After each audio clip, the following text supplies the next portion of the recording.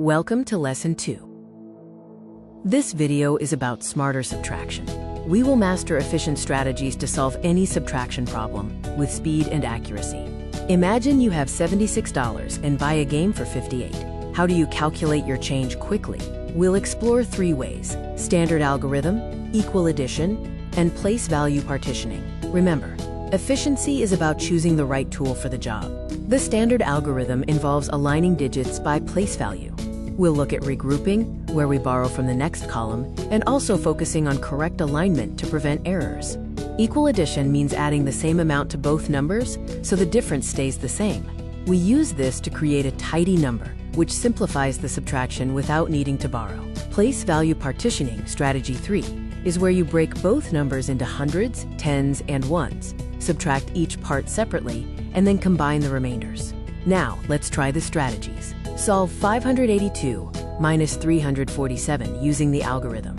Use equal addition for 83 minus 67. Finally, use place value partitioning for 254 minus 142. The answers are on the next slide. Here are the answers to the practice questions. For the first, the result is 235.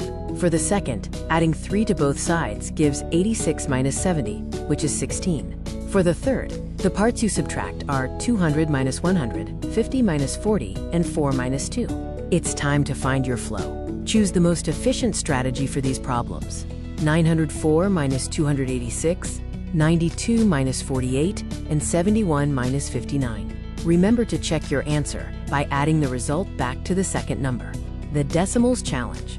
Can these strategies apply to decimals? If you use the algorithm, remember to line up the decimal points. Try to solve 4.545 minus 2.39. For independent practice, select an efficient strategy for the problems on your assigned pages.